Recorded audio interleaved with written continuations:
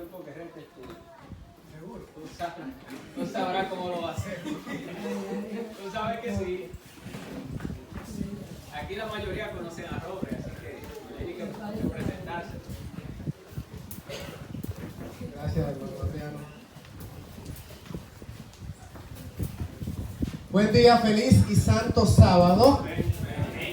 A todos que Dios les guarde, a todos que Dios les bendiga de manera rica y abundante. Voy a hacer una corta oración pidiéndole a Dios que me ayude a desarrollar el tema a pesar de mi condición física, para que se me olvide esto, o si el Señor quiere que me dé ahorita cuando se me quite dentro de 2 horas. Conmigo. Señor, ayúdanos. Hemos venido ante su presencia, que su Espíritu se manifieste. En lo personal le pido, Señor, ayuda física, me ayude en la parte física para, si es su voluntad, de desarrollar este material, este contenido tan importante de una manera eficiente para la gloria de su nombre. Amén. Por los méritos de Jesús. Amén. Hermanos amados, quiero compartir conceptos importantes de la palabra de Dios con ustedes. Ezequiel 9 y el remanente es el título del material de la fecha. Miren, hace un tiempo estaba transitando por una de las carreteras de los Estados Unidos y sintonicé en el carro una emisora evangélica. El predicador decía más o menos lo siguiente a sus oyentes. Decía algo más o menos como esto: hermanos, debemos portarnos bien, porque aunque ya nosotros somos salvos cuando aceptamos a Cristo, y no hay nadie que quite esa posibilidad de salvación, no importa lo que usted haga ni lo que usted elija, pero si no se porta bien y hace cosas malas, va a tener consecuencias aquí en la tierra y le van a pasar algunos eventos y sucesos que usted querría evitar. Así es que para evitarse esas cosas malas, pórtese bien aquí, porque lo del más allá está garantizado. Como quiera usted se va a salvar. El problemita es que puede tener algunas inconveniencias si no se porta bien aquí abajo, porque ya usted es un elegido. No hay nadie que quite esa vocación de salvación a la cual usted ha sido llamado. Eso en el mundo evangélico se llama: una vez salvo, siempre salvo. Y déjenme decirles, dispensacionalismo también, déjenme decirles que ese criterio que ustedes digan aberrante, increíble, ¿cómo puede ser?, está fuertemente inyectado en el mundo judío de los días de Cristo, y lo vamos a estudiar en la palabra. Pero, atención, atención, atención, es un germen que ha entrado en el adventismo, donde nos creemos exclusivistas, remanente, pueblo de Dios que tiene la verdad, y nadie nos quita ese llamado y esa vocación a salvación, porque somos la iglesia verdadera.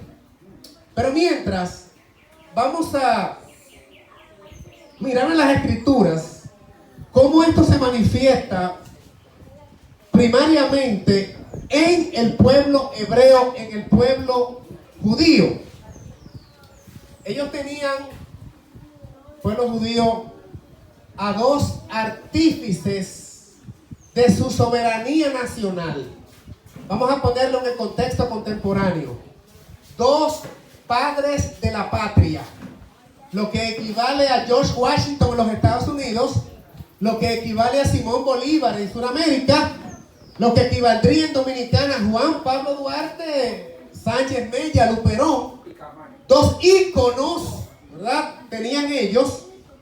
Y estos 2 íconos hebreos son el padre Abraham, la simiente donde viene el pueblo, Y el otro, el profeta por excelencia, ¿cómo se llama? Moisés. Abraham tenemos por padre y a Moisés por profeta.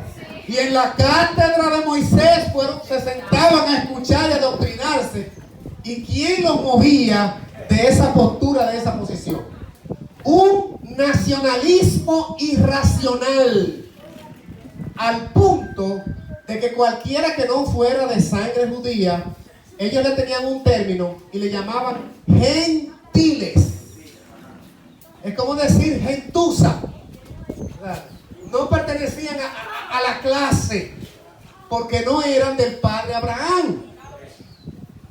Y eso llevó al pueblo hebreo a consideraciones erróneas en cuanto al llamado de Dios, porque ellos debían ser luces para el mundo. De hecho, Israel fue colocado en una posición equidistante de 3 continentes, África, Asia, Europa, para que la luz pudiese irradiar al mundo entero. No es que ellos solos habrían de ser salvos, sino que la salvación vendría de los judíos para que fueran bendición. Pero no entendieron ellos en lo absoluto que las promesas de Dios son condicionales y que se cumplen en los fieles, y que el Señor tiene la prerrogativa de quitar el llamado a quien Él lo da y depositarlo en aquellos que Él entiende que cumplirán ese santo llamado, esa santa vocación.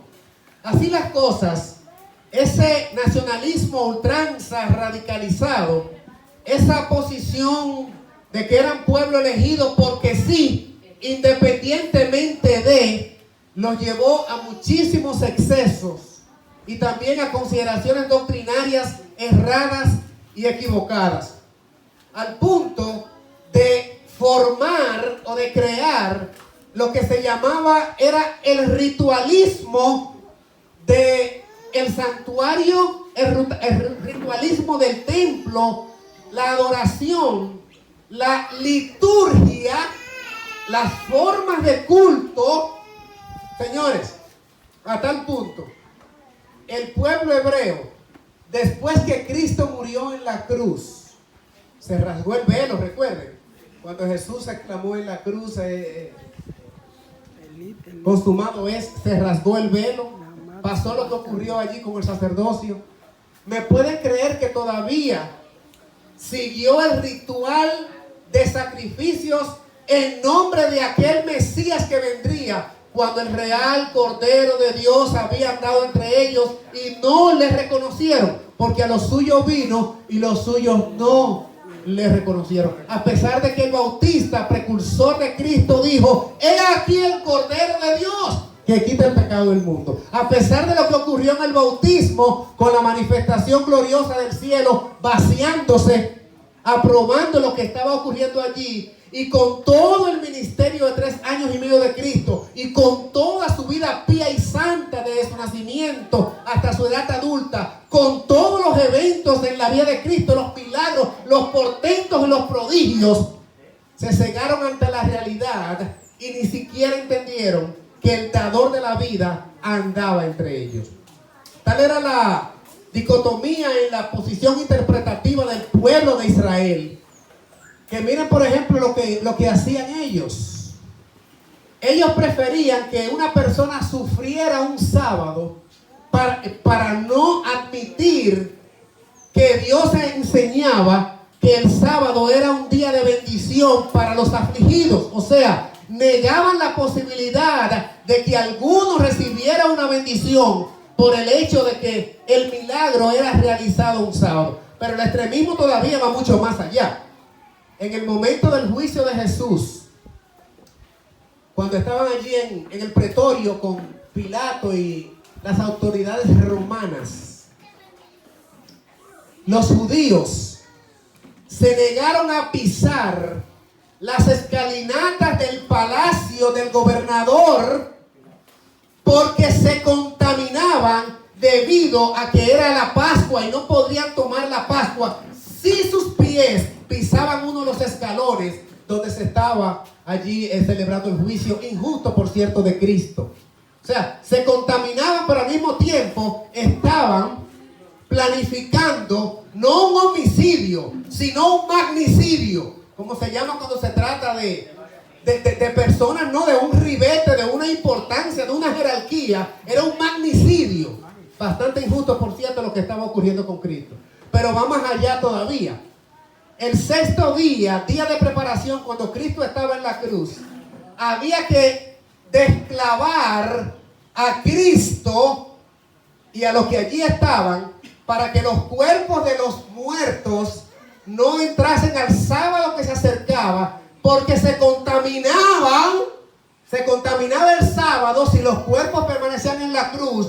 Pero ellos mismos habían llevado a Cristo a la cruz y lo habían matado. Pero entonces se contaminaban si el cuerpo quedaba clavado en la cruz.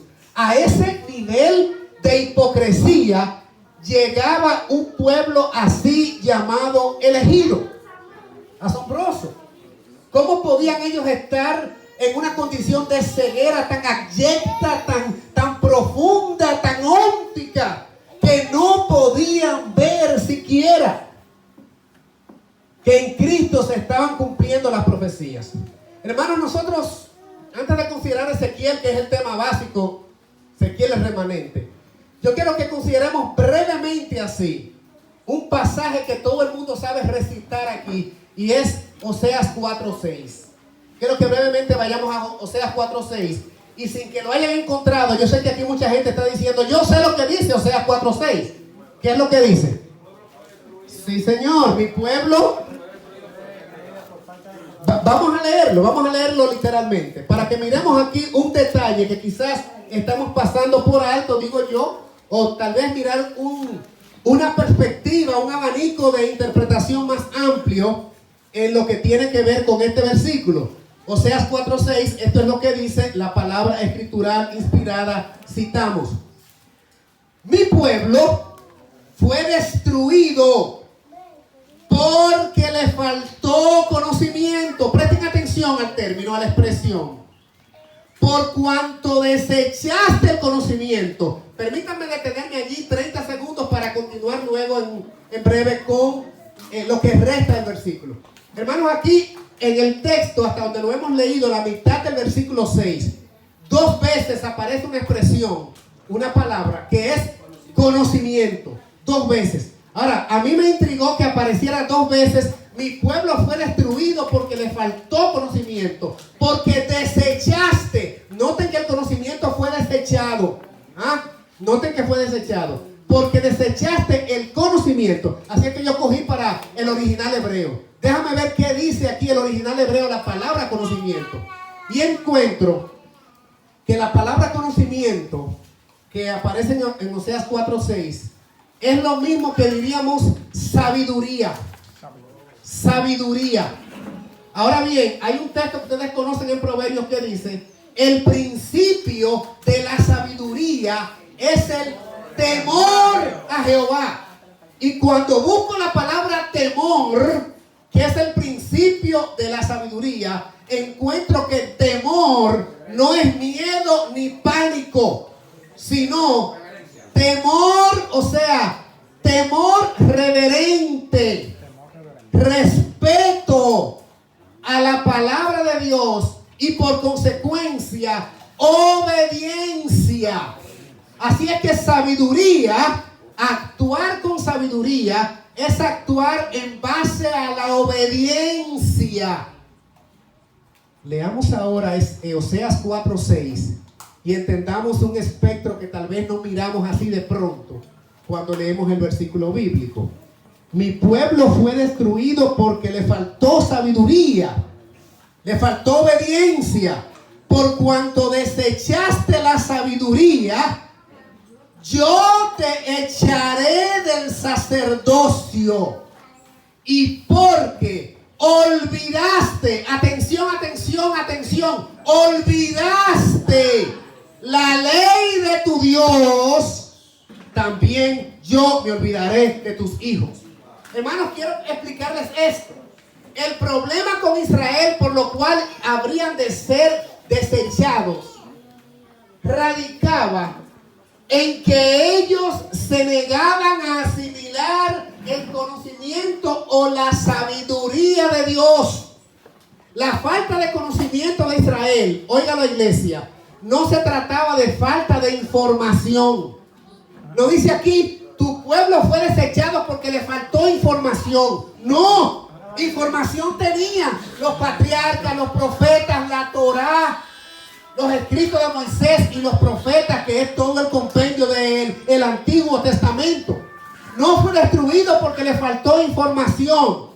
El pueblo fue destruido porque le faltó conocimiento o sabiduría. Y sabiduría es el temor de Dios. Y temor de Dios es respeto reverente para obedecer. Por eso dice la palabra, serás desechado el sacerdocio. Y porque rechazaste el conocimiento, hermanos, se negaron a obedecer. La falta de conocimiento no es falta de información. No. Información tenían de más. Era poca disposición para obedecer. Por eso fueron desechados el sacerdocio. Por eso fueron totalmente, dice la palabra de Dios, voy a destruirte. Así es que dice, te voy a destruir porque no fuiste obediente. Ahora la palabra que aparece no es obediente, sino conocimiento. Pero conocimiento es sabiduría, y sabiduría es el temor de Dios. Y temor de Dios es respeto reverente para obedecer. Así que el problema con Israel no se trataba de información. Esta falta de conocimiento no era falta de información, sino falta de deseo, lo que los constituía en necios, en torpes, en poco sabios, para no obedecer la instrucción que ya tenían como referencia. Gracias.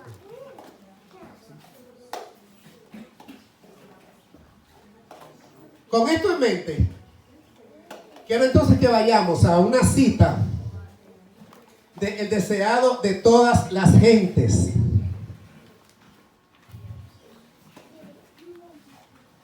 Deseado de todas las gentes. Y del deseado de todas las gentes, vamos a leer la página 82, un parrafito de la página 82. El capítulo se llama La voz que clamaba en el desierto. Y esta es la cita a continuación. Y ya también decía el profeta, el hacha está puesta a la raíz de los árboles. Todo árbol que no hace buen fruto es cortado y echado en el fuego. Todo árbol que no dé fruto va a ser echado en el fuego. Por eso es que Cristo una vez comparó al pueblo de Israel con una higuera estéril que no servía para nada, la maldijo. ¿Y para qué sirve sino para ser echada en el fuego? Pero esa higuera representaba ¿a quién? Al pueblo de Israel. Todo árbol que no da buen fruto es cortado y echado en fuego. Sigue diciendo, atención iglesia, no por su nombre, sino por sus frutos se determina el valor de un árbol. No por el nombre. Si el fruto no tiene valor, el nombre no puede salvar al árbol de la destrucción. Si el árbol no da fruto, no sirve el nombre, va a la destrucción ese árbol. Recuerden que está hablando de institución religiosa.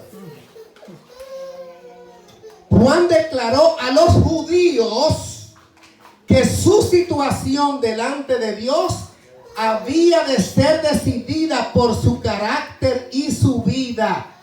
La profesión era inútil si su vida y su carácter no estaban en armonía con la ley de Dios. No eran su pueblo. Eso es fuerte.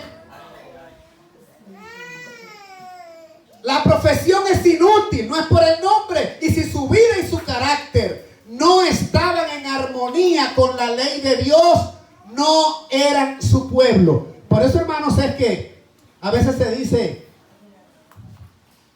Dios ha elegido, y cuidadito cualquiera que hable en contra del pueblo de Dios, que guarda los mandamientos, y que se atreva a decir, sí, pero el pueblo que guarda los mandamientos.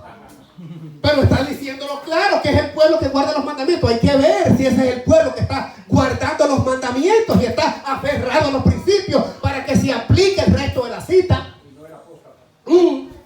Entonces, hermanos, el problema con nosotros hoy en el adventismo pudiéramos llamarnos de otra manera que Israel espiritual.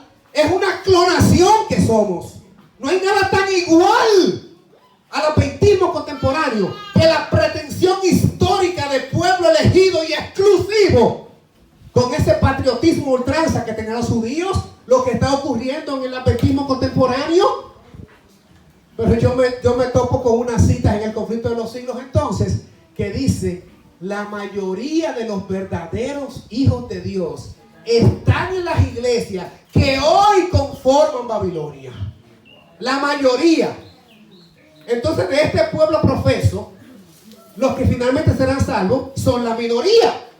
Porque si la mayoría está en esas iglesias que eventualmente en un llamado van a venir, entonces aquí estamos conformados por la mayoría. Por la minoría, los que estamos aquí, ¿verdad? Hay otra cita de Servicio Cristiano que dice ni 1 en 20.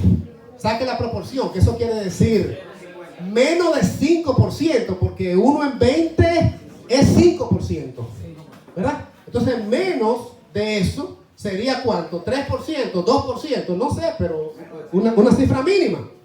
Una cifra mínima. Ahora, hermanos amados, miren cómo Dios lidió con Israel. Cómo Dios lidió con Israel. La gracia, la presencia de Dios se retira de la tierra y de su pueblo de una manera, ¿cómo les digo? Gradual. La época en que vivimos es importante y solemne. Yo estoy leyendo Maranata, página 33. El Espíritu de Dios se está retirando gradual, pero ciertamente de la tierra. ¿Cómo se está retirando el Espíritu? Gradual, o sea, de manera lenta, no abrupta, no subrepticia, no súbita, sino un retiro gradual. Atención, que lo vamos a ver en Ezequiel ahorita, con Israel, cómo se alejó gradual. En el mundo, todo es agitación. Las señales de los tiempos son alarmantes. Los acontecimientos venideros proyectan ya su sombra delante de sí. El Espíritu de Dios se está retirando de la tierra y una calamidad sigue a otra por toda la tierra y mar. Y Dios, mandando sus mensajes y alejándose de manera gradual, pero permanente, del mundo y de la iglesia. Porque llegará un momento que el testigo fiel va a detener los toques. He aquí, yo estoy a la puerta y llamo. Hermanos, ese toque de el testigo fiel y verdadero, diciéndole al profeso pueblo, guardadores de los oráculos santos, o poseedores, mas no guardadores, diciéndole: yo estoy a la puerta y llamo. Ese llamado es indeterminado, permanente y eterno a pesar de él. La misma Biblia me dice que no, que llega un momento en que es tan obstinado el mensajero del testigo fiel y verdadero en su llamar, y recibiendo todavía más obstinación de rechazo, que opta finalmente por dejar las cosas así y vomitarlo de su boca, porque nadie abrió. Por eso ahí, luego de hacer como el llamado general a la Odisea, dice ahora como un llamado más personalizado: si alguno oyere mi voz y abre la puerta, entonces con ese yo entraré, como personificando un llamado que en principio fue colectivo. Noten la diferencia. No es el tema en cuestión, pero se puede ver claramente que hay un llamado a la Odisea y después un llamado personificado. Si alguno, porque obstinadamente estuvo golpeando la puerta el mensaje del testigo fiel y verdadero y nadie abrió. En este sentido, yo quiero recordarles a ustedes que la profecía marcaba 490 años de plazo para que Israel se convirtiera en el pueblo elegido que siempre debió ser y nunca fue. Y que comenzó esa profecía de tiempo, la más extensa de hecho, y la primera parte de la profecía grande de los 2300 años, comenzó junto con la profecía de los 2300 días en el 457, las 70 semanas, que traducidas a manera de años, 70 por 7, 490. Y usted le suma esa fecha de 457, 490 años y les lleva hasta el año 34. ¿Qué adventista estudioso de la profecía no conoce eso y maneja el dedillo esa cifra? ¿Verdad que sí? Ahora, hermanos, el libro es deseado de todas las gentes. El libro es deseado de todas las gentes dice que una semana antes, oiga esto, iglesia, yo lo puedo leer aquí, tengo la cita. Una semana antes, o una semana no, ni siquiera una semana, 5 días, el primer día de la última semana, que de ahí es que los religiosos celebran que el Domingo de Ramos, celebrando la entrada triunfal de Jesús en Jerusalén. Dice que ese día que él entró, se presentaba la última oportunidad para que Jerusalén entendiera el ministerio de Cristo. Y que a la puesta de sol, Jesús todavía decía, el último rayo es la última oportunidad. Con la puesta de sol se acaba la gracia. Dice el deseado, con la puesta de sol se acaba la gracia. Hermanos, y a ese Cristo humilde que había venido para salvarlos, ellos lo querían colocar como el rey temporal para liberarlos del gobierno romano. Y no entendieron la característica mesiánica de Jesús. No entendieron a Dios con nosotros, Emmanuel. No vieron en él al Salvador del mundo. Vieron a un guerrero, capitán, que podía tener capacidades para hacer prodigios, que tenía el carisma para aglutinar gentes, y que si él los organizaba, podrían guerrear contra los romanos y eventualmente vencerlos. Cristo vio que estaba tan desenfocado la concepción que de él tenían, que dice que lloró sobre Jerusalén, Jerusalén, Jerusalén. Y con la puesta de sol, al no entender que era el Hijo de Dios, sino un capitán conquistador, dice, para ellos se terminó la gracia con la puesta de sol ese primer día. Eventualmente 5 días después, cuando vieron que Cristo no se prestó para sus maquinaciones, hermanos, ¿saben qué hizo ese pueblo entonces? Hermanos, ¿saben qué hizo ese pueblo que estaba diciendo, Hosanna, bendito el que viene en el nombre del Señor? Y tenían sus capas para que el pollino en el cual pasaba el Mesías cruzara sobre aquellos mantos, y tenían las palmas para que Cristo pasara. Esas mismas gargantas, esas mismas voces que decían, bendito, este es el libertador, ahora decían, crucifícale, crucifícale. Y el pueblo de Israel fue puesto en una disyuntiva. Por eso fue destruido, hermanos, porque le faltó conocimiento. Miren, en una ocasión, Pilato, ¿saben qué hizo Pilato? Pilato les dice al pueblo, he aquí vuestro rey. Lean los evangelios. Ustedes saben la respuesta del pueblo.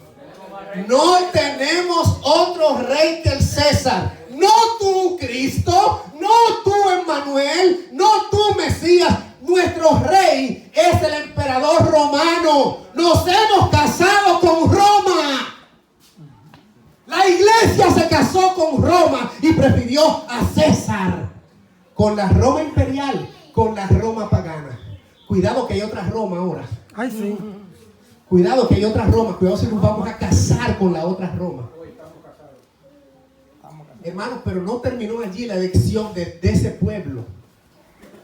Un poquito después, Pilato dice, bueno, me falló el asunto de introducir a su Cristo como el rey, pero tengo una jugada maestra.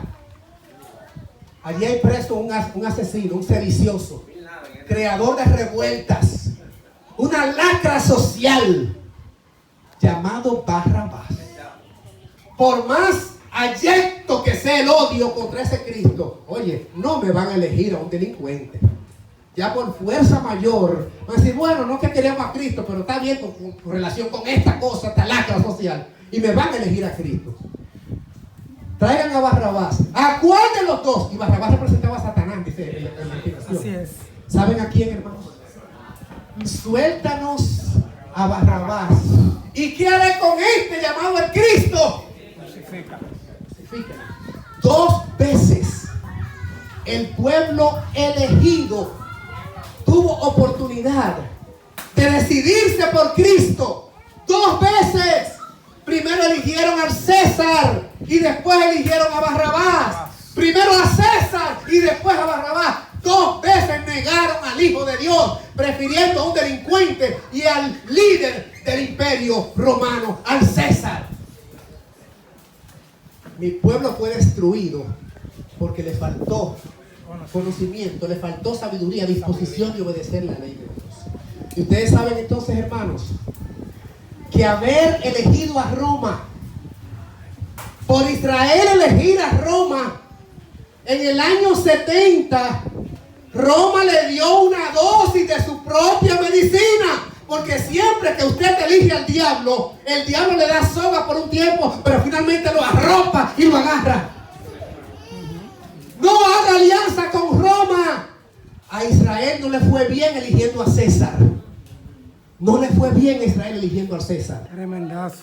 Ni al cristianismo moderno le va a ir bien eligiendo al papado. No le va a ir bien eligiendo a ese. Ni a lo que él representa. Ni a su día. Su marca distintiva de autoridad. Que muestra que tiene capacidad de hacer movimientos en la santa e inmutable ley de Dios.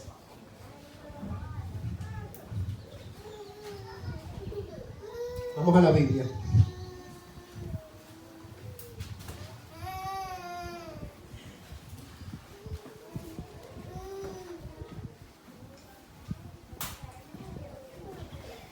Primera de Crónicas, capítulo 23. Iglesia, ¿cómo es que se llama el tema de hoy? Ezequiel y el remanente. Oh, pero no hemos tocado Ezequiel todavía. Primera de Crónicas, capítulo 23. Primera Crónicas 23. Déjame hacer una introducción de 30 segundos para que se entienda Primera de Crónicas 23 y 24. Hermanos, ¿cuál fue el primer sumo sacerdote que tuvo el pueblo de Israel? El conocidísimo primer sumo sacerdote, hermano de Moisés, Aarón.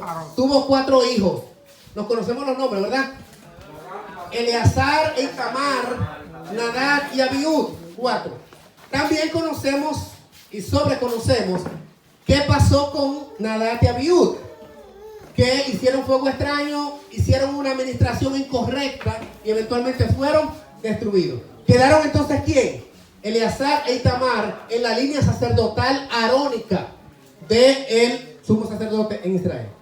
Con esto en mente, se organiza la descendencia de Aarón, Eleazar e Itamar, los hijos vivos, para establecer turnos sacerdotales de servicio al templo. Turnos. A usted les toca esta semana, a usted les toca esta semana, porque cada sábado había cambio de sacerdocio donde cambiaban los panes de la proposición, ¿verdad? Ahora, con esa explicación leve y vamos a decir elemental, se puede entender mejor lo que vamos a leer ahora de Primera Crónicas, capítulo 23, versículo 32.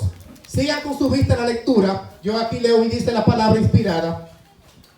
Y para que tuviesen la guarda del tabernáculo de reunión y la guarda del santuario bajo las órdenes de los hijos de Aarón, sus hermanos, en el ministerio de la casa de Jehová. O sea, se van ahora a hacer turnos supervisados por los sumos sacerdotes. Se van a hacer turnos. Eventualmente se hacen 24 grupos o turnos supervisados por el sumo sacerdote. Capítulo 24, versículo 1. Estamos en Primera de Crónicas 24:1. También los hijos de Aarón tuvieron distribuidos en grupos. Aquí está lo que les expliqué. Los hijos de Aarón, Nadab, Abiud, Eleazar e Itamar. Mas como Nadab y Abiud murieron antes que su padre y no tuvieron hijos, Eleazar e Itamar ejercieron el sacerdocio, lo que hemos explicado. Versículo 3. Y David con Sadoc de los hijos de Eleazar y Ahimelech de los hijos de Itamar los repartió por sus turnos en el ministerio. Y de los hijos de Eleazar había más varones principales que de los hijos de Itamar. Los repartieron así. De los hijos de Eleazar 16 cabezas de casa paterna, y de los hijos de Itamar por su casa paterna 8. ¿Cuántos son 16 y 8? 24. 24. 16 de Eleazar y 8 de Itamar. 24 grupos. Miren el versículo, por ejemplo, número 19, 18, 24, 18. La 23ª Adelaía, la 24ª Amasaya, ahí terminaron. O sea, 24 turnos. Sigue el versículo 19 que completa la idea.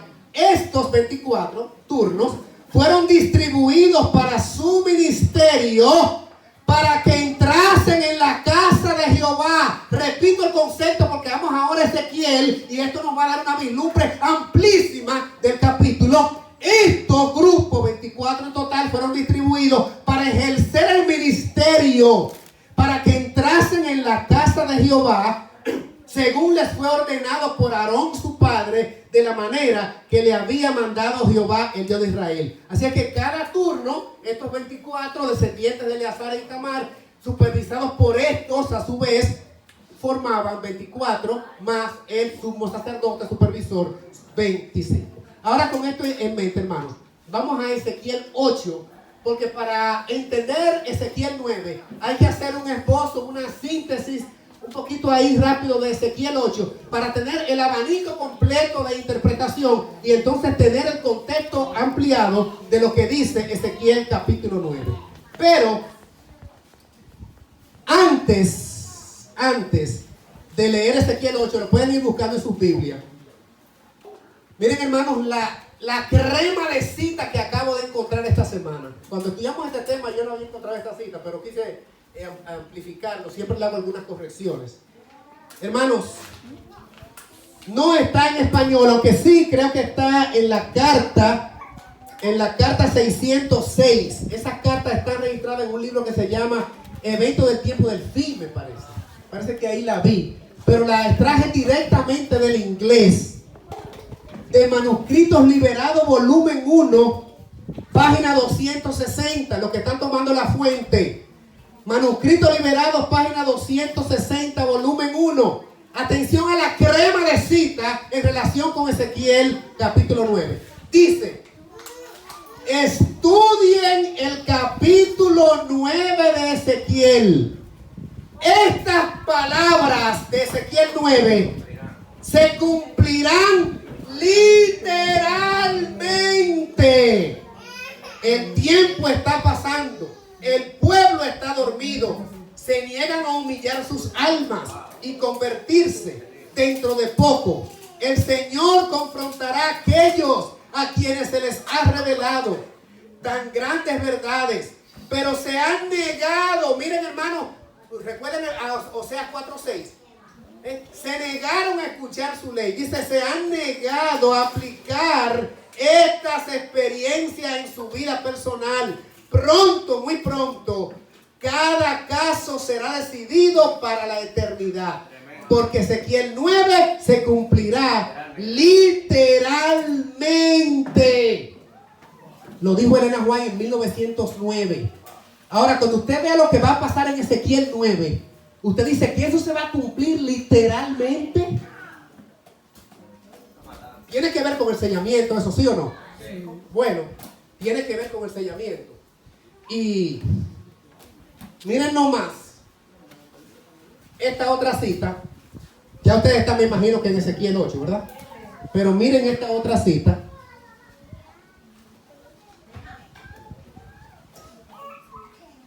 Que está esta sí aparece en un libro que no es muy fácil conseguir, Testimonios para los Ministros. ¿Por qué ustedes se ríen? Porque le hablé de encontrar un diamante. Página 44445. Juan ve, hablando de Juan, de Apocalipsis 7, el sellamiento de los 144,000. Mire cómo lo comenta Juan y cómo lo conecta con Ezequiel. Dice: Juan ve los elementos de la naturaleza, terremotos, tempestades y lucha política bajo el símbolo de 4 ángeles que los retienen. Estos vientos están bajo el control hasta que Dios ordena soltarlos. Ahí está la seguridad de la iglesia de Dios. Los ángeles de Dios obedecen el mandato al retener los vientos de la tierra para que no soplen sobre esta, ni sobre el mar, ni sobre ningún árbol, hasta que los siervos de Dios sean sellados en su frente. Hablando de Apocalipsis 7. Ahora dice, este sellamiento de los siervos de Dios es el mismo que se le mostró a Ezequiel en visión. O sea, Ezequiel 7, el sellamiento de los 144,000, es lo mismo que aparece en Ezequiel capítulo 9, Elena G. de White, Testimonio para los Ministros, página 444, 445. ¿Y qué es lo que aparece allí, hermanos, en Ezequiel? ¿Ustedes saben? Donde ella comenta, por ejemplo, y dice, aquí vemos que la iglesia, no lo hemos leído, pero más adelante, aquí vemos que la iglesia, el santuario del Señor, era la primera en sentir los golpes de la ira de Dios. Los ancianos, aquellos a quienes Dios había brindado gran luz, que se habían destacado como guardianes de los intereses espirituales del pueblo, habían traicionado su cometido. Así el clamor de paz y seguridad es dado por hombres que no volverán a elevar la voz como trompeta para mostrar al pueblo de Dios sus transgresiones y a la casa de Jacob sus pecados. Estos perros mudos que no querían ladrar son los que sienten la justa venganza de un Dios ofendido. Hombres, jóvenes, niñitos, todos perecen juntos. Oye los testimonios, tomo 2, páginas 65 y 66. Tremenda cita. Tremenda cita.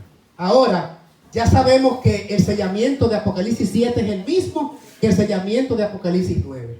Ahora, en el de Ezequiel capítulo 9. Ahora, con esto en mente, vamos a hacer una introducción con Ezequiel 8 para aterrizar entonces en Ezequiel 9. ¿Qué les parece? Así que vamos ahí a Ezequiel capítulo 8 para hacer contexto.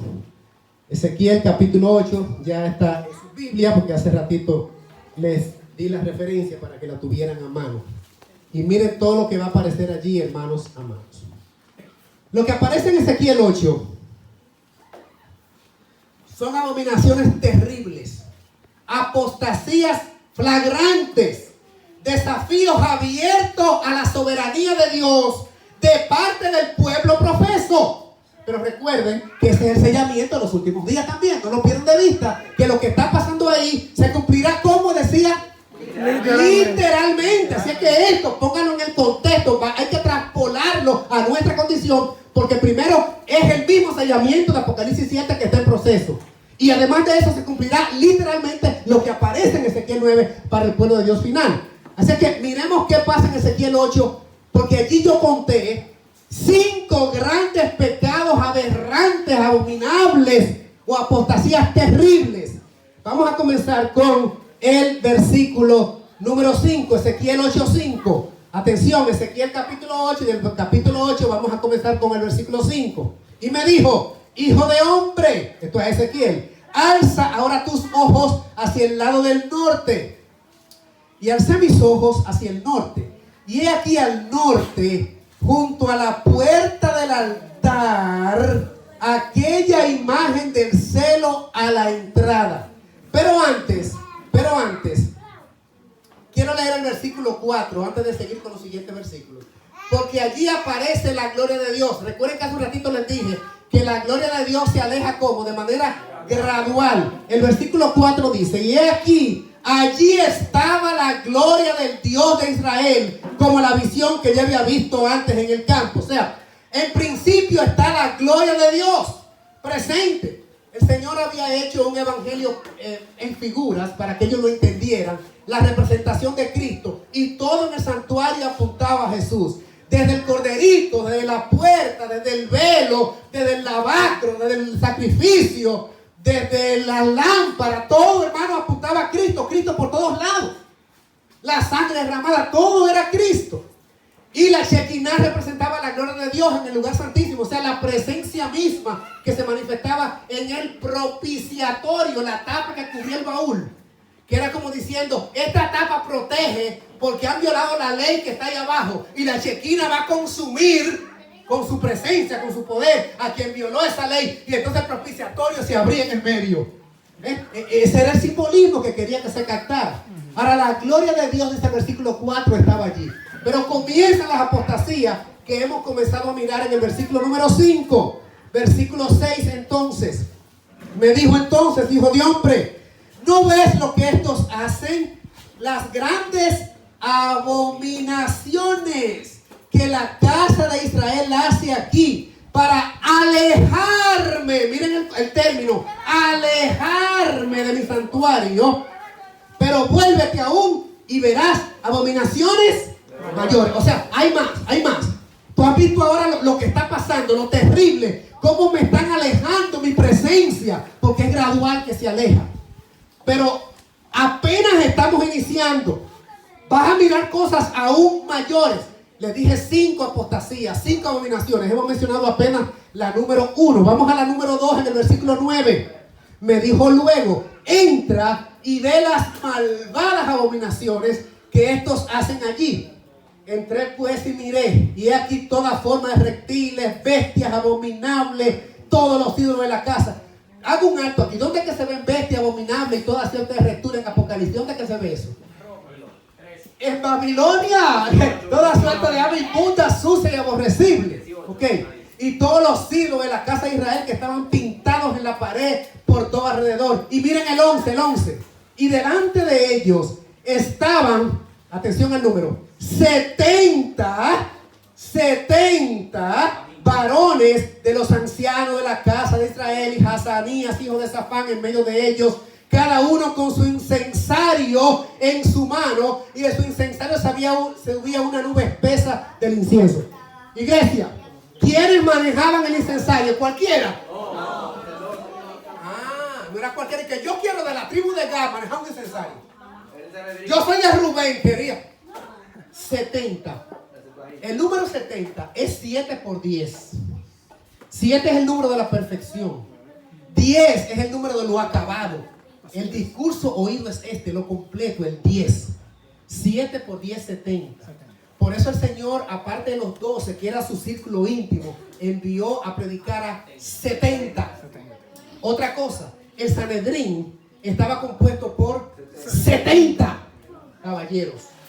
O sea, la junta ampliada la conformaban 70 hombres de los líderes de Israel levitas, más no de los principales sacerdotes. Ese número 70 es muy, muy patético y muy importante que llevemos en cuenta.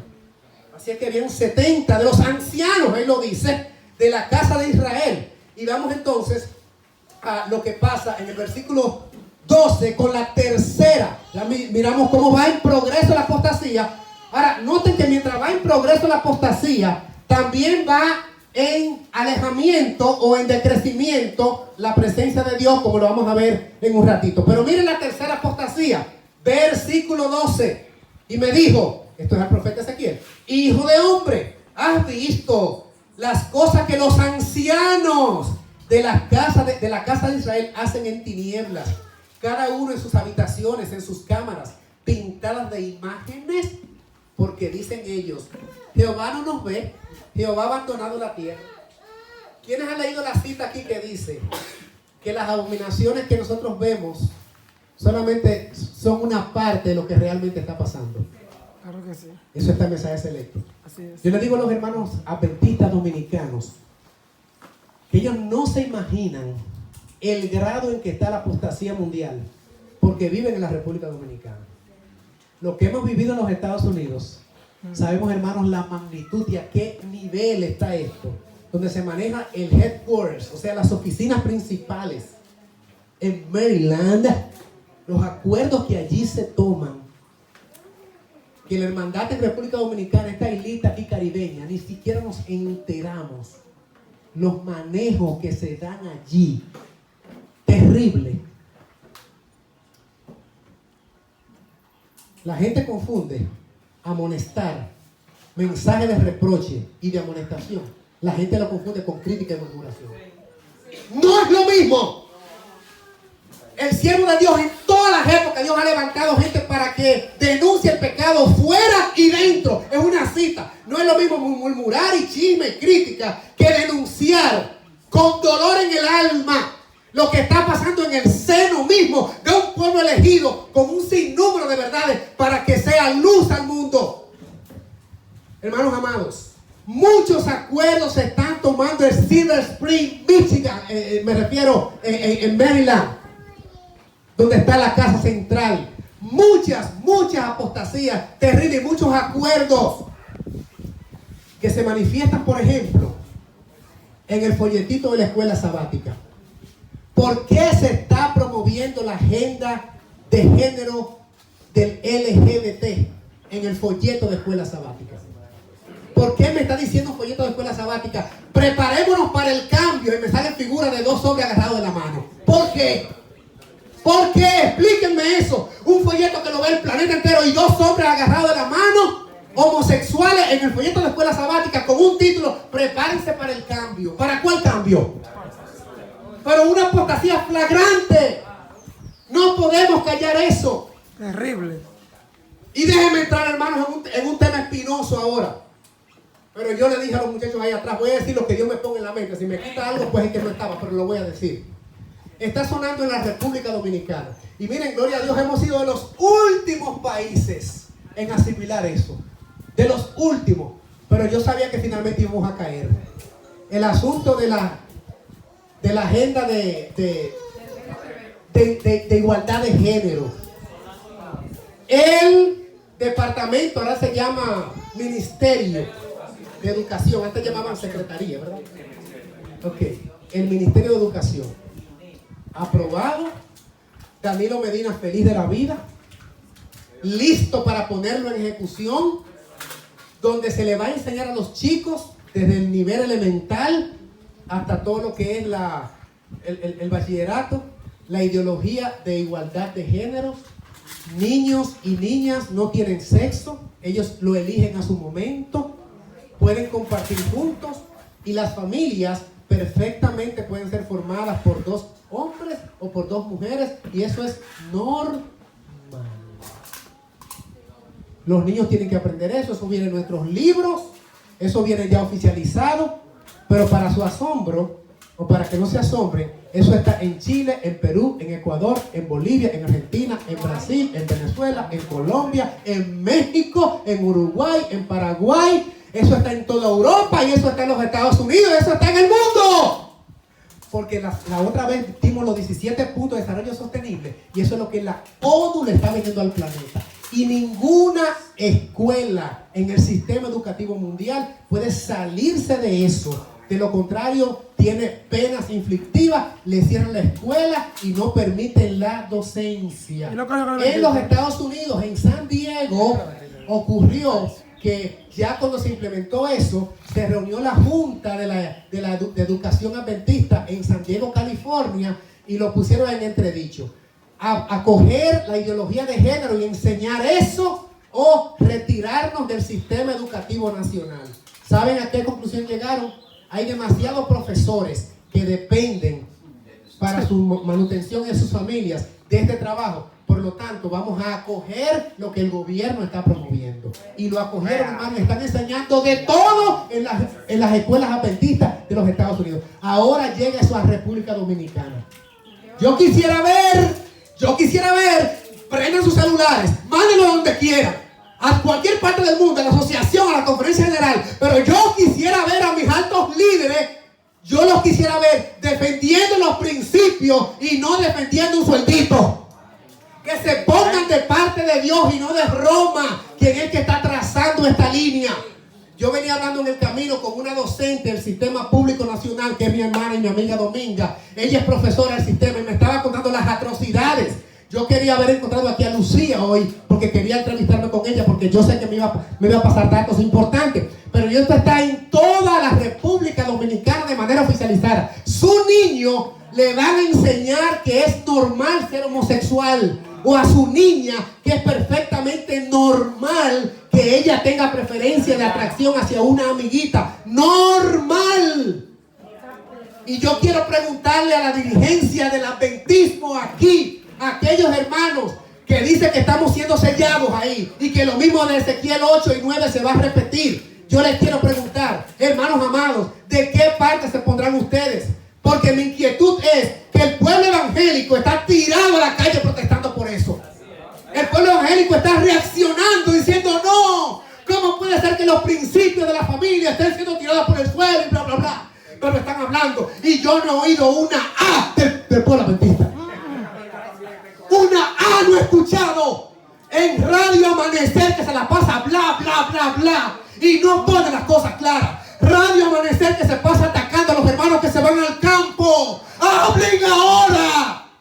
Los que me están mirando en este video, ustedes que se la pasan atacando a los hermanos que se fueron a las montañas, separatistas, disidentes, galateos y no sé cuántas cosas. Ahora que las escuelas adventistas las están obligando a carabina, a que enseñen homosexualismo, quiero que ahora abran la boca.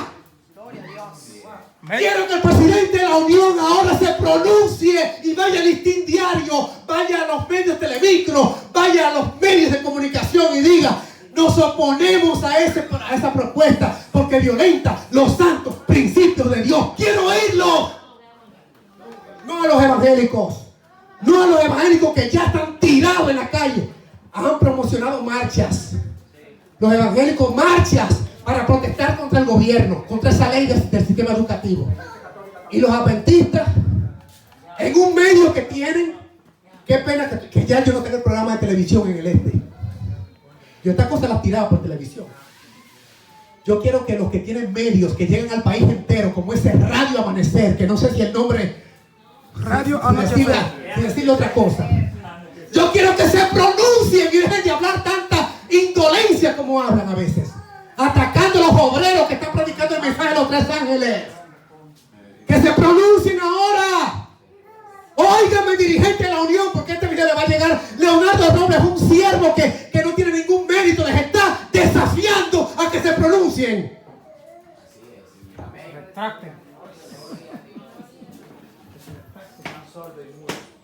Hermanos, cuando yo alzo la voz así, no es enojado, es indignado. Porque el que no gima y clame, crean, hermanos de la Unión, que les amo. Ustedes saben que ustedes son amigos míos muchos y estudiaron conmigo y comieron conmigo y fueron a mi casa y yo la de ustedes. No es personal, manito querido. Es que temo que Ezequiel 8 y 9 se esté cumpliendo en ustedes. Esto se acabó. Y la iglesia, que debe ser potestandarte, está como el avestruz. ¿Qué siguió pasando en Ezequiel? Versículo número 4. 13, perdón. La abominación número 4. Me dijo después: vuélvete aún y verás abominaciones como. Oye, mayores todavía. Sí, mayores que estos hacen. Mayores aún que hacen estos. Y me llevó a la entrada de la puerta de la casa de Jehová, que está al norte. Y he aquí mujeres que estaban allí sentadas, endechando a Tamuz. Una endecha es una parte de un ritual fúnebre. Y estas mujeres seguían la tradición, mujeres hebreas, de que Tamuz moría y después resucitaba el 25 de diciembre. Y la cosecha se moría con Tamuz y volvía a reverdecer en el solsticio y en diciembre 25.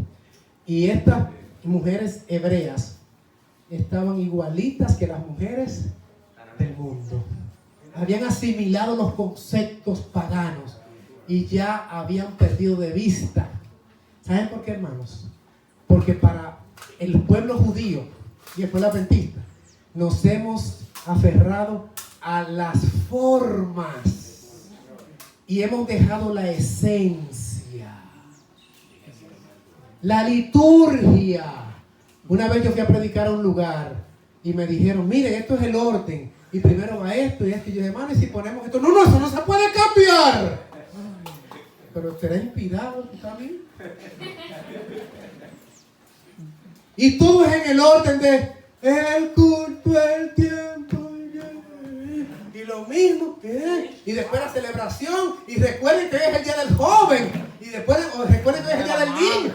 El ritual formalista. Y la esencia, ¿dónde está? la Shekinah? ¿Dónde se mueve la presencia de Dios? ¿Dónde está la gloria de Dios? ¿Dónde está? Pero hermanos, ustedes conocen, antes de seguir con esta, ustedes conocen, miren, esta cita que ustedes hasta de memoria se la conocen. Qué tremendo, qué tremendo. Esta cita que dice, hermanos, Jeremías 7:4, ¿qué es lo que dice? No fiéis en palabras de mentira diciendo, templo de Jehová, templo de Jehová, templo de Jehová es este. Ese era el problema del judío. Tenemos el gran templo. ¡Qué magnificencia! ¡Qué grandilocuente! ¡Qué majestuosidad! Templo de Dios, templo de Dios, templo de Dios es este. Pero ¿qué busca un templo de Dios sin la presencia de Dios? Templo de Dios es este, pero fue arrasado porque la presencia de Dios no estaba allí. Hermano, usted ha leído el conflicto de los siglos cuando fue destruido ese famoso templo. Sí, Señor, ¿qué era lo que decían ellos? Decían, por sobre el ruido de la batalla, conflicto de los siglos, página 36. Por sobre el ruido de la batalla se oían voces que gritaban, ¡y Chabot, la gloria se alejó! Hoy, ¿qué pasó con el tremendo templo? Que piedra sobre piedra no fue dejado allí, porque en su lenguaje lo dijeron, ¡y Chabot, aquí no está la presencia de Dios! La gloria de Dios se alejó. Porque seguíamos en las formas, seguíamos con la liturgia y la esencia nada.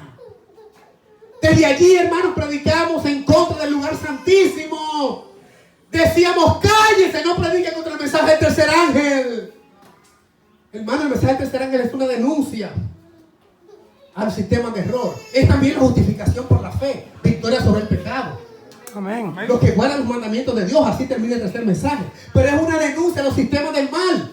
Y el segundo mensaje dice, corta con el mundo, sal de Babilonia. ¿Qué es Babilonia? El mundo, la forma de comer, la forma de vestir, la forma de divertirte, la forma de actuar, la forma de pensar, tus criterios, tu paradigma, tu sistema de creencia, tu conexión. Rompe con el mundo, sal de Babilonia. Hermano, y la iglesia no lo ha hecho, tristemente. Porque tampoco sabe el primer mensaje. Estamos en hora de juicio, estamos en el día antitípico de la expiación. Cristo está en el lugar santísimo. Pronto termina esto. Hermanos, reavivamiento, reforma. Dejemos de pelear, dejemos de contradecirnos y busquemos presencia de Dios. Hay cantidad de temas conflictivos que yo no domino, se los confieso. Pero tampoco me voy a involucrar en eso porque estoy demasiado preocupado por mi carácter. Por cambiar. Por ser a la imagen de Dios.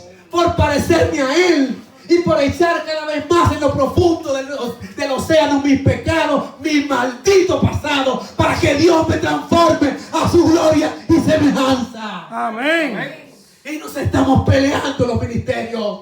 Y nos estamos peleando en el campo donde fuimos a santificarnos. Y no estamos reflejando la imagen del Cristo de la gloria. Formalismo. Liturgia vacía. Sin la esencia. Y ahí llegó Israel. Y en esa abominación, hermanos, las mujeres estaban endechando al hijo de Nimrod. Pero no se acaba ahí, versículo 16. Y aún me llevó al atrio de adentro de la casa de Jehová. Y he aquí, junto a la entrada del templo de Jehová, entre la entrada y el altar, agárrense, como 25 varones, sus espaldas vueltas al templo de Jehová y los rostros hacia el oriente, hacia el este, por donde sale el sol, y adoraban al domingo, postrándose al oriente, adorando al sol, símbolo dominical, símbolo del paganismo, el Sunday, el Day Solis, el Sonntag. Hermanos, llegaron a la adoración al sol, llegaron a la adoración dominical. Israel antiguo, porque hizo pacto con Roma pagana. ¿Por qué estamos coqueteando y en maridaje con los gobiernos del mundo? ¿Por qué? ¿Dónde vamos a llegar? A eso. Ahora hay una cifra ahí que dice, ¿cuántos varones que estaban promocionando esto? Recuerda lo que leímos en Crónica ahorita. Sí, 24. 24 más el sumo sacerdote. Hermanos, los promotores de la apostasía eran los 70 y los 25. Los promotores de guiar al pueblo hasta tan óptico estado espiritual fueron los 70 y los 25 varones líderes. Sumo sacerdote, el elitismo arrastró al pueblo a una abominación tan terrible que Dios tuvo que deshacerlos por completo. Y cuando alguien osaba decir algo, cállese apóstata, cállese usted hereje, cállese usted disidente, revoltoso, cállese cabeza caliente, galateo, cállese, que aquí hay 70 varones y 25 líderes que dominamos al pueblo. Y el pueblo tristemente decía, cuando esos 25 varones hablaban, amén, adoremos al sol, adoremos a Tamuz. A esos niveles ónticos terribles de apostasía se llegó. Y el pueblo fue conducido por sus líderes a una desgracia abismal, donde se les dice, no hay que irse al monte. Quédense aquí, ya les diremos en la ley dominical. En la ley dominical se van. Tenemos representantes en la ONU. Allí está Jeroni Diop.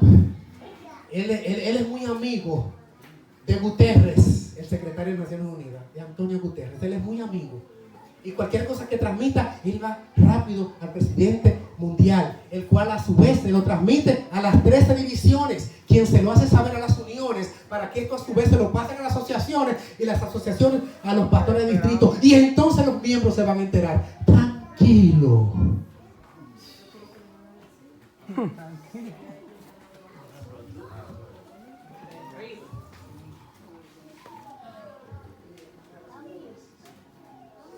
18. Por esas causas, yo procederé con furor. No perdonará mi ojo, ni tendrá misericordia. Y gritarán a mis oídos con gran voz, y no los oiré. Ahora, hermanos, al 9. Clamó en mis oídos con gran voz diciendo, los verdugos de la ciudad han llegado, y cada uno trae en su mano un instrumento para destruir. He aquí 6 varones venían del camino a la puerta de arriba que mira hacia el norte, y cada uno traía en su mano un instrumento para destruir.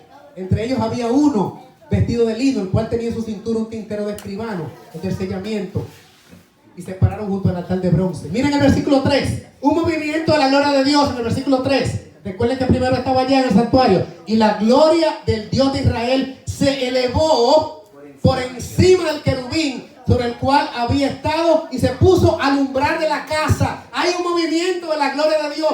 ¿Cómo es que se aleja la gloria de Dios? De manera gradual. Aquí se está moviendo la gloria de Dios. Si seguimos mirando, pasa por el medio de la ciudad, por el medio de Jerusalén.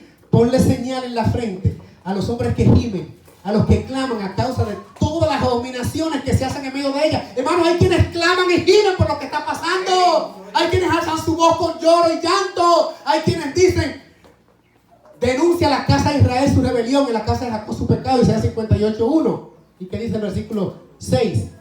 Matad a viejos, jóvenes, vírgenes, niños, mujeres, hasta que no quede ninguno. Pero a todo aquel sobre el cual hubiere señal, no os acercaréis. Y comenzaréis por mi santuario. Comenzaron pues desde los varones ancianos que estaban delante del templo. Y versículo 8, aconteció que la matanza fue tan colectiva, tan completa, que cuando ellos iban matando, quedé yo solo, lectura bíblica, me postré sobre mi rostro y clamé y dije, ¡ah, Señor Jehová! Destruirás a todo el remanente de Israel, derramando tu furor sobre Jerusalén. Era tan colectiva, tan completa, tan extenuante la matanza en toda la iglesia, que Ezequiel no vio a nadie. Pero es un exterminio masivo, hasta los bebitos, pero los ancianos, pero las doncellas, pero los jóvenes, los de edad, los jovencitos. Una matanza colectiva. Señor, ¿pero será que nadie va a quedar en Israel? Es una pregunta que ahorita recibe respuesta, porque él preguntó y no le respondieron. Porque el Señor todavía tenía más que comunicarle. Pero rapidito déjenme decirles cómo se cumple esto. ¿Cómo se cumple esto cuando vengan los juicios de Dios? Aquí en el conflicto de los siglos. Miren lo que dice aquí, hermanos, la desolación de la tierra, página 355. Oigan que está comentando Ezequiel 9. de este libro, de esta versión, 355, Adriano, el primer párrafo, donde dice: ay de los pastores, lo tengo aquí subrayado, ay de los pastores que dispersan las ovejas de César, de mi redil, debe ser redil, ¿verdad? He aquí yo os castigaré por la maldad de vuestros hechos. Aullad, oh pastores, y clamad, y revolcaos en ceniza, oh mayorales del rebaño, porque cumplidos son los días determinados para vuestro degüello, y os dispersaré. Y los pastores no tendrán a dónde huir, ni los mayorales del rebaño a dónde escapar. Se cita Jeremías 23 y Jeremías 25, 34 y 35. Y el penúltimo párrafo dice: la marca de la redención ha sido puesta sobre los que gimen y se angustian a causa de todas las abominaciones que se hacen. Ahora sale el ángel de la muerte representado en la visión de Ezequiel por los hombres armados con instrumentos de destrucción, y a quienes se les manda, al anciano, al joven, doncella, niños, mujeres, matadlos hasta exterminarlos. Mas no lleguéis a ninguno en quien esté la marca, y comenzad desde mi santuario, dice el profeta. Comenzaron pues por los ancianos que estaban delante de la casa. La obra de destrucción empieza entre los que profesaron ser guardianes espirituales del pueblo. Los falsos centinelas caen los primeros. De nadie se tendrá piedad y ninguno escapará. Hombres, mujeres, doncellas y niños perecerán juntos. Conflicto de los siglos 355. Se comienza por la alta dirigencia, la exterminación. Se comienza por los 70, o a quienes representen hoy. Comienza por los 25, o a quienes representen hoy. Recuerden, el capítulo 9 de Ezequiel se cumplirá literalmente. Y el sellamiento de Apocalipsis 7 es el mismo que el de Ezequiel 9. Comenzamos con esta cita para que estemos entendiendo. Todo eso va a ocurrir al pie de la letra. Van a comenzar a degollar por la conferencia general, por la división interamericana. En el país, el degolle comienza por la Unión Dominicana. Comienza por la Asociación del Norte, del Sur, del Este. Por ahí comienza. Lo dice la Biblia y lo dice el Espíritu de Profecía. Comienza con la alta dirigencia, como comenzó en Ezequiel 9 con los 70 y con los 25, que representan el elitismo dirigencial, porque arrastraron al pueblo como falsos pastores a la apostasía. Y le dijeron: no importa, reforma pro salud. El reino de los cielos no es comida ni bebida. Coma lo que sea. Lo importante es lo de adentro. No importa cómo te vista. Y recuerden, hermano, que cuidado contra el pueblo de Dios. La niña de sus ojos, Dios la tiene esculpida. El mismo nacionalismo hebreo, el mismo nacionalismo que decía: a Abraham tenemos por padre y a Moisés por profeta. Nosotros somos el pueblo elegido y creemos en la profeta, claro, de palabra. Cuando venga la destrucción, hermanos, comenzando por ellos, ¿saben lo que van a decir? Y Chabot, la gloria se alejó. Y miren, seguimos en Ezequiel para que ustedes vean cómo se aleja. Miren cómo se aleja. Estamos en el capítulo 10, versículo número 3. 10:3. Y los querubines estaban a la mano derecha de la casa cuando este varón entró, y la nube estaba llenando el atrio de adentro. Entonces la gloria de Jehová se elevó, otro movimiento de la gloria de Jehová, por encima del querubín al umbral de la puerta, y la casa fue llena de la nube. Antes estaba en el umbral de la casa, ahora en el umbral de la puerta. Y la casa fue llena de la nube, y el atrio se llenó del resplandor de la gloria de Jehová. Cuando el santuario se llenaba con la presencia de Jehová, era que no había administración. Nadie podía entrar a ministrar mientras la nube estaba circundando. Entonces, tornemos allí la página. Miren ahora, seguimos en Ezequiel 10:18.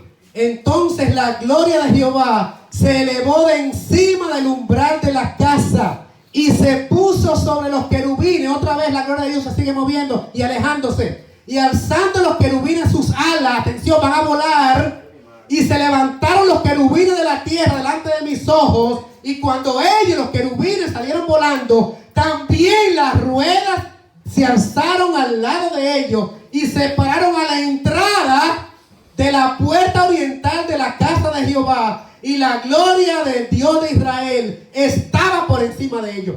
Cada vez que los querubines se movían, ¿qué pasaba con la gloria? Que se movía con los querubines.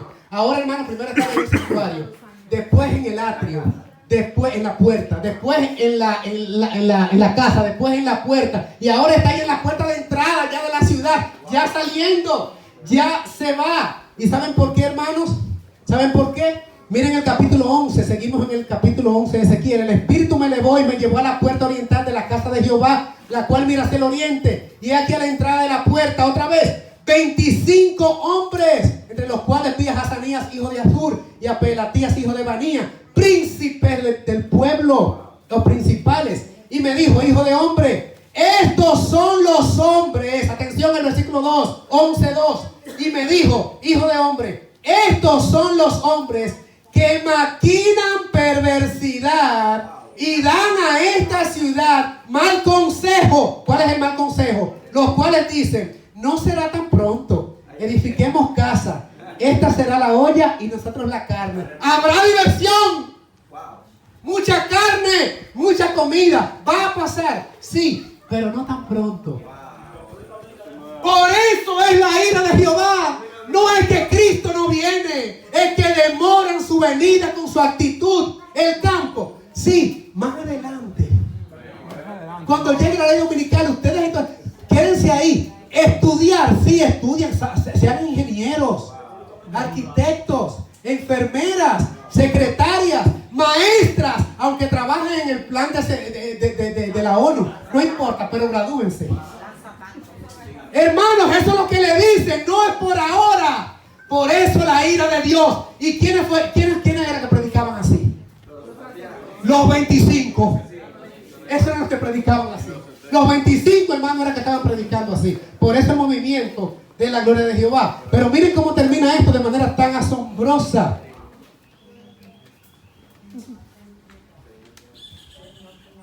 Versículo 13. 11:13, estamos hablando, hermanos, pero no se pierdan estos últimos 5 minutos que son cruciales. 11:13, ¿qué dice?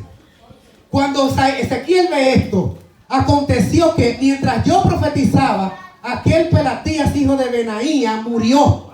Entonces me postré rostro a tierra y clamé con gran voz y dije, oh Señor Jehová, destruirá del todo al remanente de Israel. Esta es la segunda vez que hace la misma pregunta.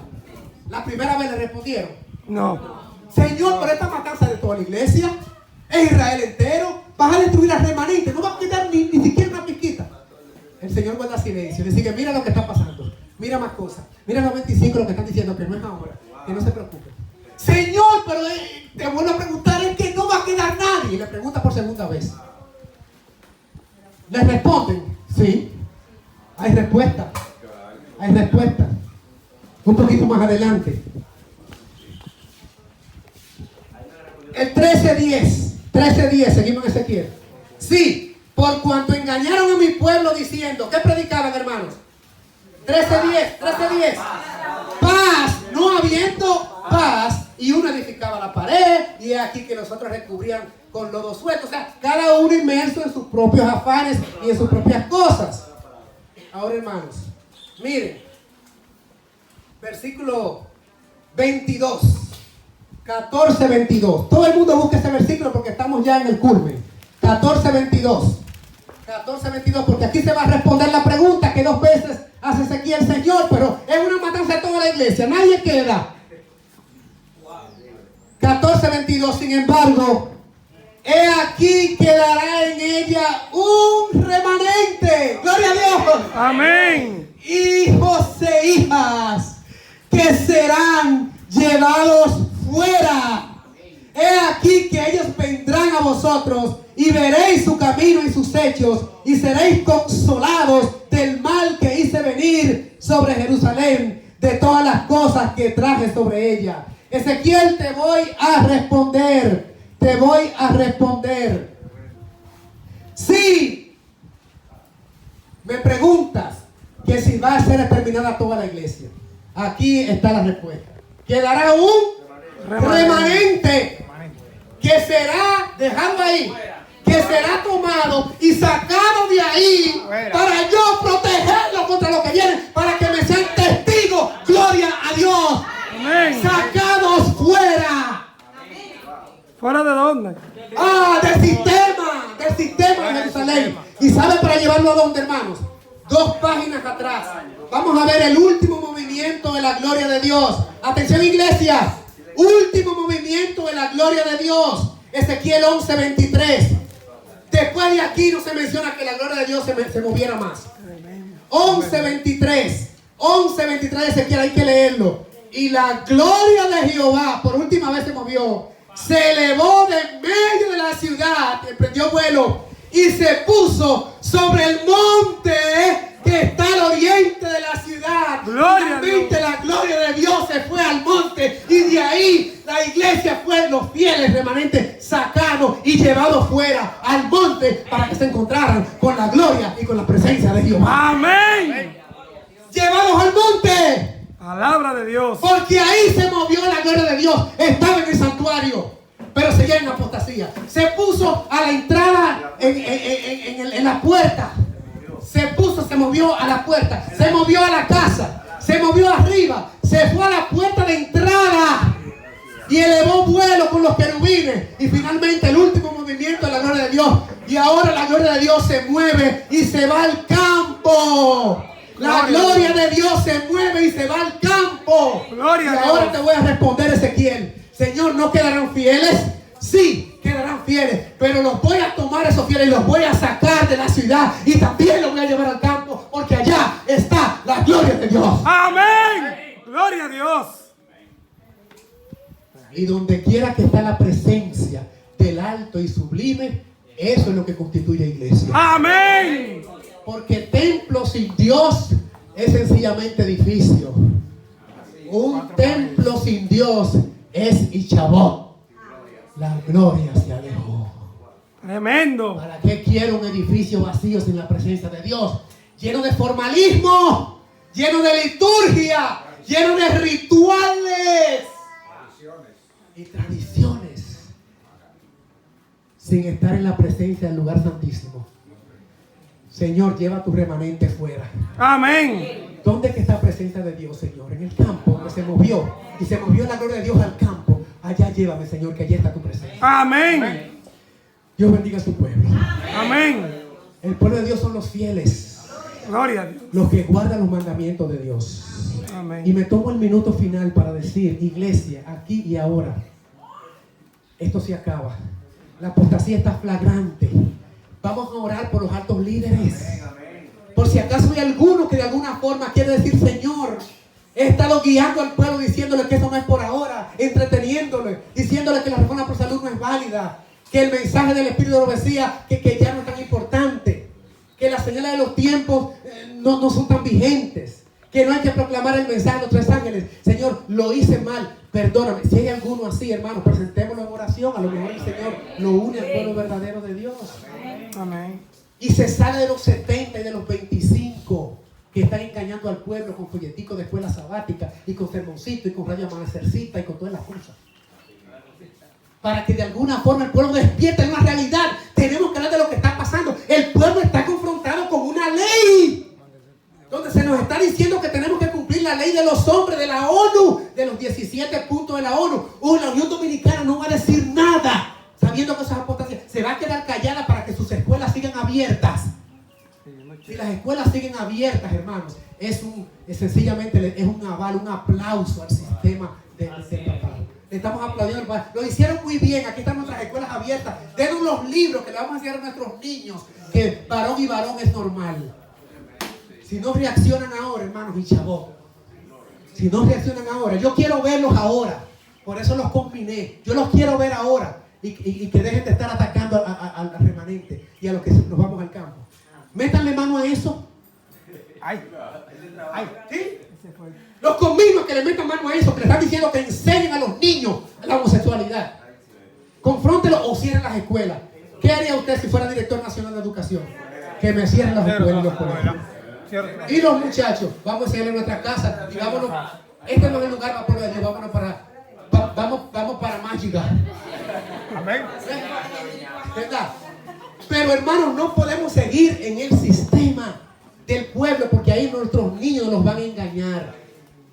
Pueblo de Dios, la crisis viene y se cierne. La gloria de Dios se está alejando. ¿Cómo está tu vida espiritual? ¿Cómo está el pecadito tuyo ahora? ¿Cuál es la abominación que dice que la gente no la ve, pero Dios ve? ¿Cuál es el egoísmo, el orgullo que está en ti? ¿Cuál es la pasión todavía perversa, la concupiscencia de la carne? Cuando veo a una mujer, todavía tengo cosas sucias y asquerosas. Damas, todavía sigo con arrogancia y con orgullo por las modas y las cosas del mundo. Todavía me trajo en el cuartito y la bachatica de moda. Sinceramente, estoy hablando claro. Que nadie sabe que yo estoy. Todavía veo el programita de televisión ese que me corrompe. Y sigo con los chistecitos, eso que hay por ahí de doble sentido, casi todos. Todavía sigo con el enojo. Y que no puedo controlar. Dice la palabra que el que controla su ser domina una ciudad. Algo así que dice, ¿verdad? Que el que toma una ciudad. Tengo yo control sobre mi temperamento, mi carácter es dócil. Soy humilde para reconocer mis fallas. Sé pedir perdón. Hermanito, yo fallé, no peleemos por eso, papito. Dame un abrazo y dejemos esto que vamos para el cielo. ¿Verdad? Yo quiero ver eso en la iglesia. Que yo sea capaz de lavarle los pies a mi hermano y a mi hermana. Me estaban hablando allá. Robles, quiero que vengas a presidir una comunión. Yo le dije, cuando estén listos para lavarse los pies, me avisa que voy. Cuando ustedes se laven los pies una al otro y yo los vea, me llaman. Que voy corriendo, dejo todo y voy para allá. Cuando se laven los pies. Hay que deponer eso si nos queremos salvar. Dios bendiga a su pueblo hoy. Yo pido al cielo que tengamos victorias espirituales hoy en este retiro. Victorias espirituales sobre tu caso para que Dios ayude en el mío. Demasiado años, Abraham, 50 años en esto para perderme. Le tengo miedo a 1 Corintios 9:27. Le tengo miedo. ¿Cómo tú le vas a tener miedo a un texto bíblico? Yo le tengo miedo a uno. Antes hiero mi cuerpo y lo pongo en servidumbre. No vea que habiendo sido predicador para otros, al final yo venga a ser eliminado. Usted sabe la rueda que yo he gastado, la gasolina que yo he gastado para perderme. Hay una responsabilidad. Sí. Predicando a otros por 50 años. Robles, no te conozco. Yo porque fui fracasado en la vida, le tengo miedo. Dice Pablo, no sea que habiendo sido predicador para otros, al final yo venga a ser eliminado o reprobado. Yo le tengo miedo a ese versículo bíblico. Y tú que estuviste en la verdad presente, en el lugar santísimo, en contacto con estas verdades, finalmente, que cuando caiga la primera plaga, tú veas tu cuerpo lleno de úlceras. ¿Y qué pasó? Me están cayendo las plagas, tengo mi cuerpo lleno de úlceras. Está perdido, varón. Perdido para siempre. No hay un segundo tiempo de gracia. Dios líbranos. Amén. ¿Cuál es lo que puede impedir, hermano, que tú tengas comunión con el Señor? ¿Cuál es ese pecadito secreto? Temperamento, repito, orgullo, vanidad, crítica, chisme, murmuración, odio, egoísmo, deshonestidad. A ti no se te puede prestar nada que no lo devuelve, te quedas con ellos. No eres honesto para hacer un negocio contigo. Oye, los mundanos está bien, pero yo no puedo hacer un negocio contigo que me engañas. Será mucho, eso es el pueblo de Dios. Irresponsabilidad, vamos a ser leales, hermanos. Vamos a ser honestos, vamos a ayudarnos, vamos a ser francos, abiertos, transparentes. Si es que el Espíritu de Dios aspiramos que mora en nosotros, en este lóbulo frontal. De lo contrario, la presencia de Dios paulatinamente se va a ir alejando hasta que vuele y se vaya para donde esté el pueblo, al campo, a la montaña. Yo quiero que el pueblo de Dios ahora caigamos de rodillas y en un minuto, dígale, Señor, calladito, yo no lo voy a saber, hermano, no me lo diga, yo no lo quiero saber. Aquí no hay confesión como los sacerdotes. Vaya al trono de la gracia y al único intermediario entre Dios y los hombres, Jesús. Y dice, Jesús, tú sabes que yo soy un perro. Dígaselo. Tú sabes que yo soy impuro. Tú sabes, Señor, que yo tengo malas mañas. Nadie lo sabe en la iglesia, pero tú lo sabes. Yo quiero pelear con eso hoy, con el poder del Espíritu Santo, para que tú me quites eso hoy, porque yo no vine de valle a escuchar este mensaje. Se está alejando la gloria de Dios y antes que termine la oportunidad, yo quiero que con tu poder habilitador yo pueda vencer eso. Y hoy es el día. Presenten ese caso, hermanos. Después tendremos la bendición final y la programación habrá concluido por esta mañana. Vamos a orar en silencio, reverentemente.